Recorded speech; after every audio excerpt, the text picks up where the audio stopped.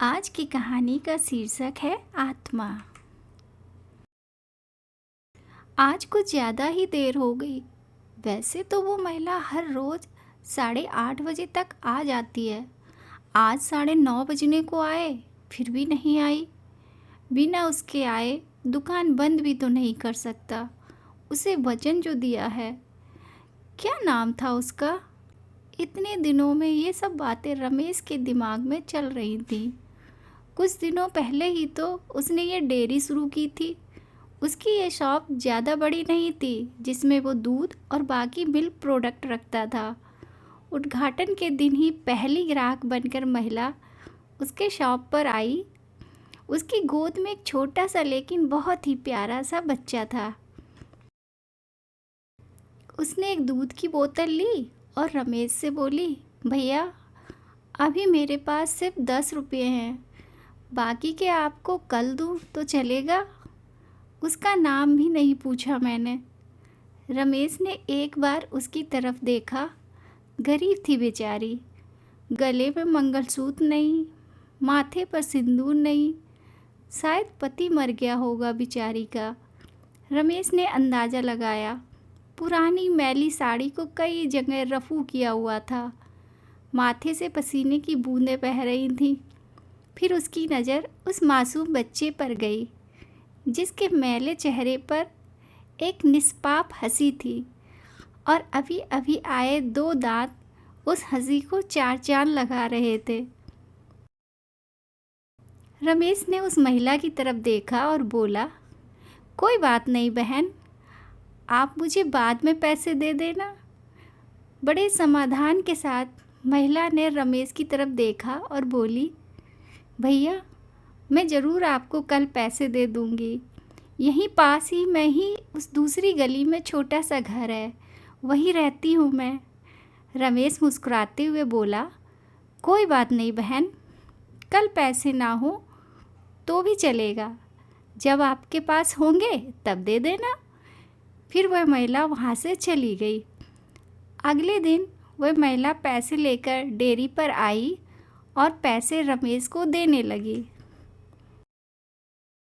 रमेश ने पैसे लेने से मना किया और बोला, नहीं बहन, मैं यह पैसे नहीं ले सकता, क्योंकि कल आपने मेरी बोनी की थी और कल मुझे 2000 का फ़ायदा हुआ। आप मेरे लिए बहुत लकी साबित हुई, इसलिए यह पैसे मैं नहीं ले सकता। रमेश की कही इस बात से उस महिला को बहुत ज़्यादा खुशी हुई, क्योंकि इतने सालों बाद किसी ने पहली बार उसको लकी कहा था। वरना पति के मौत के बाद तो उसके ससुराल वालों ने उसे पनौती कहकर घर से ही निकाल दिया था। भैया, रात को कितने बजे तक आपकी यह शॉप खुली रखते हैं? महिला ने रमेश से पूछा। 8 बजे बंद कर देता हूँ बहन, रमेश ने कहा। रमेश का जवाब सुनकर महिला का चेहरा उदास हो गया। रमेश को यह समझते देर नहीं लगी। उसने पूछा, कोई समस्या है बहन? अपने बच्चे और अपना पेट पालने के लिए मैं 2 घरों में झाड़ू बर्तन का काम करती हूँ। ये सब काम करके रात को 8:30 बजे घर लौट पाती हूँ। तब तक यहाँ आसपास की सभी दुकान बंद हो जाते हैं और लाचारी में मुझे अपने बच्चे को भूखे पेट ही बहला फुसला कर सुलाना पड़ता है। वह बोल नहीं सकता ना, उसी का फ़ायदा उठाती हूँ, कहते हुए उस महिला का गला भर आया। महिला की बातें सुन रमेश को बहुत बुरा लगा।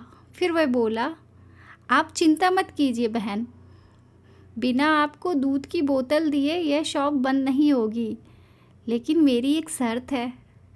अपने आंसू पोंछते हुए महिला ने रमेश की ओर देखा और पूछा, क्या शर्त है? रमेश बोला, आप मुझे दूध के पैसे नहीं देंगी। यह सुन उस महिला की आंखें फिर छलक गईं, लेकिन इस बार आंसू दुख के नहीं, खुशी के थे। उसे ऐसा लग रहा था जैसे इंसान के रूप में भगवान उसकी मदद करने आ गए हों। उस दिन से हर दिन 8:30 बजे वो डेयरी पर आकर दूध की बोतल लेकर जाती। धीरे धीरे 5 महीने बीत गए और धीरे धीरे महिला बीमार होने लगी। ज़्यादा काम और चिंता की वजह से उसका शरीर दिन ब दिन सूखता जा रहा था। ऐसे ही एक दिन रमेश अपनी दुकान का सारा काम खत्म कर इस महिला के आने का इंतज़ार कर रहा था। 9:30 बजे वो महिला आई। आज उसका चेहरा कुछ ज़्यादा ही बेजान नज़र आ रहा था। बीमारी के कारण आँखों के नीचे काले घेरे और ज़्यादा बड़े हुए नज़र आ रहे थे। रमेश ने तुरंत फ्रिज खोलकर दूध की बोतल निकालकर उसे दी। फ्रिज बंद करने के लिए रमेश मुड़ते हुए बोला कि बहन, आज कुछ ज़्यादा ही देर कर दी। वो घूमा, तब तक वो महिला दूध की बोतल लेकर जा चुकी थी। उसने सोचा आज ज़्यादा देर हो गई, इसलिए वो जल्दी चली गई होगी। बेचारी का बच्चा रोता होगा भूख से। रमेश ने दुकान बंद की और घर चला गया। अगले दिन ठीक 8 बजे वो महिला शॉप पर आई और आकर बिना कुछ बोले खड़ी हो गई। हमेशा की तरह रमेश ने उसे दूध की बोतल दी। कोई चीज़ नीचे गिरी तो उसे उठाने के लिए रमेश नीचे झुका।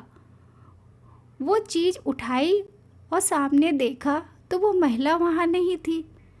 रमेश को आज पता नहीं क्यों उस महिला में काफ़ी बदलाव नज़र आया था। उसे वो बड़ी कमज़ोर सी नज़र आई। अगले दिन फिर 8 बजे वो महिला उसके शॉप पर आई। आज रमेश ने उसका चेहरा बड़े गौर से देखा। उसका चेहरा सफ़ेद पड़ चुका था, मानो उसके चेहरे का तेज कब का जा चुका हो। उसने सोचा बेचारी गरीब महिला करे भी तो क्या, ना किसी का सहारा, ना अच्छी आमदनी। जरूर पैसों की कमी की वजह से बीमार होते हुए भी दवाई नहीं कराई होगी। रमेश जल्दी से अपनी शॉप बंद कर अपने घर गया।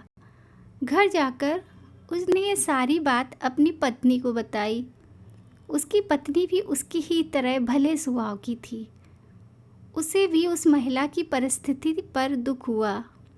वो रमेश से बोली, ऐसा करते हैं, कल उस महिला के घर चलते हैं और उसे किसी अच्छे डॉक्टर को दिखा आते हैं। रमेश को अपनी पत्नी की बात सुन उस पर गर्व हुआ, क्योंकि उसके विचार भी उसी की तरह दूसरों के प्रति परोपकार के थे। अगले दिन सुबह दोनों उस महिला के घर जाने को रवाना हुए। रमेश को उसका पता ठीक से याद था। जब वे उस छोटी सी गली में पहुँचे तब वहाँ एक छोटा सा मकान था, जिसके आसपास दूर दूर तक और किसी का घर नहीं था। जैसे जैसे वे उस मकान की तरफ बढ़ते जा रहे थे, वहाँ एक बदबू तेज होती जा रही थी। दोनों उस मकान तक पहुँचे और दरवाज़ा खटखटाया ही था कि वो खुल गया और वो बदबू असहनीय रूप से बढ़ गई। फिर भी दोनों अपनी नाक पर कपड़ा रख उस अंधेरे मकान में घुसे, जहाँ बच्चे के खेलने की आवाज़ आ रही थी। रमेश ने किसी तरह स्विच ढूंढकर मकान की लाइट जलाई और सामने जो दृश्य दोनों ने देखा वह देखकर दोनों की आंखें फटी की फटी रह गईं। उस कमरे में उस मासूम बच्चे की माँ मरी हुई पड़ी थी। उसे देखकर लग रहा था कि वह 3-4 दिन पहले ही अपना देह त्याग चुकी है, क्योंकि धीरे धीरे उसका शरीर सड़ने लगा था। निर्जीव पड़े उस शरीर की आंखें देखकर लग रहा था जैसे रो रो कर सूख चुकी हों।